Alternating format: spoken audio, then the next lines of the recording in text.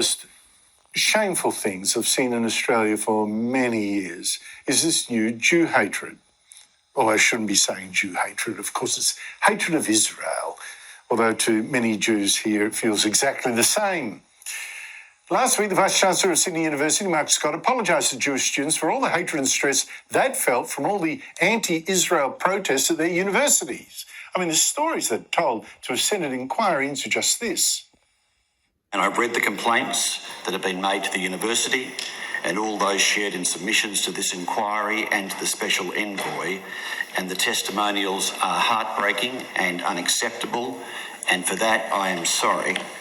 No one should feel at risk, unsafe or unwelcome at any place of learning, and no one should feel the need to hide their identity or stay away from classrooms or campuses. And if students have felt unsafe or unwelcome, if that has been their lived experience, if that is their testimony, then we have failed them.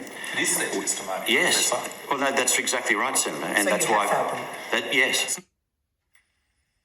Now, that's all well said and all very well, except for a couple of things. First, Jewish leaders and students today claim that Scott had been rude and condescending at a meeting when they tried to warn him earlier this year what was going on. Scott's spokesman deny that. But Scott should have known, just 2 days after that October 7 massacre of 1,200 Jews by Hamas, that he had a real problem at his university. Some of his staff actually protested, just 2 days after that massacre, at the Sydney Opera House commemoration of the victims, like lecturer and education union official Nick Reamer, who seemed to defend Hamas. So we're staff from Sydney University, and we're from the group of Sydney Uni staff that support boycott, divestment and sanctions. And we're here out in support of justice for Palestine and freedom for Palestinians. And we're saying that resistance is justified.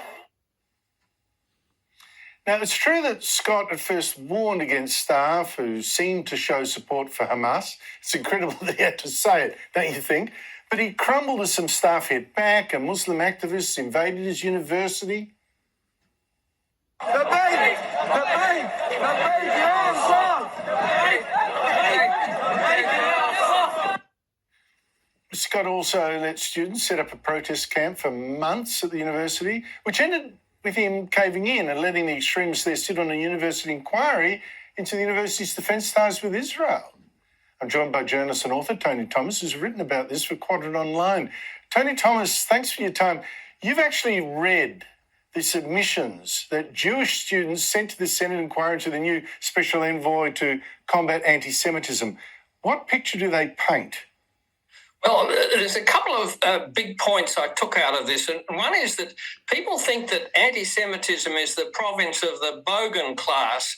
The reality is that at the Wannsee conference, where the Nazis decided on the Holocaust, half of those present were doctors and half were holders of PhD. And the second point is that, as I say in the article, my mother honeymooned in Germany in 1938, and she was horrified by the swastikas, the cartoons, the signs saying Jews unwanted, and then Jews disappearing. Well, all that is happening today on Australian university campuses, and the students are disappearing, the Jewish ones, not because they're going to camps, but because they are afraid to go to university anymore and they want to stay at home. A quarter of female Jewish students, even before October 7, were staying at home out of fear. So that's the takeaways that I got. It was really disturbing. And it's not just Sydney University, is it? Oh, no, my article's really a little encyclopedia of each university and what's been going on there, drawn from these studies. Well, just at Sydney University, a girl got pushed off her bike, a Jewish girl, by a student shouting, "Hail Hitler," and the university took no action because it happened 2 metres outside the campus boundaries.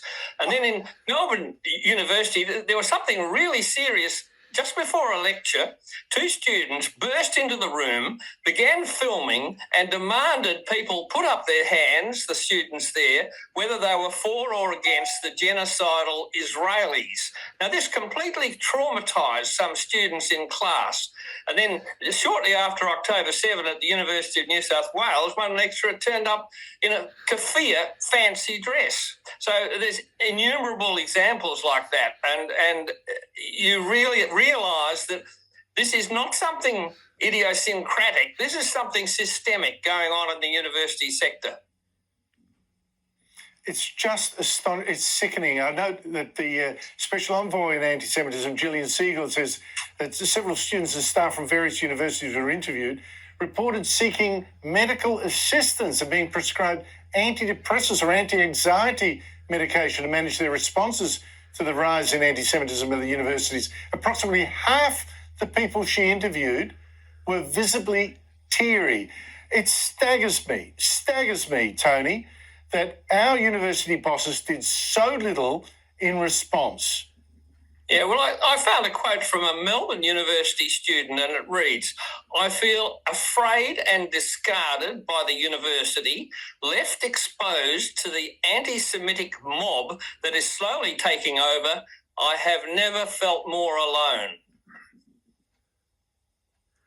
Well, I don't know. Should Mark Scott resign? Oh, well, he not only trivialised the original serious complaints from the Jewish community, but he handed these complaints to one of his staffers who was an anti-Israel activist. And then only one day after finally the Jewish groups got their complaints to the Senate committee, suddenly the University of Sydney referred those old complaints to an external investigator. Well, was that coincidence? I don't know. But his university is the epicentre of anti-Semitism in the university sector of Australia, and for that reason alone, he has failed. Well, they say evil triumphs and good men do nothing. I'm told that Mark Scott is a good man. Thank you very much for that, Tony Thompson. I urge people to actually read your article on Quadrant Online because it'll turn your hair what's happening to Australia right now. Thanks for your time. After the break, an expert on the green energy revolution says Chris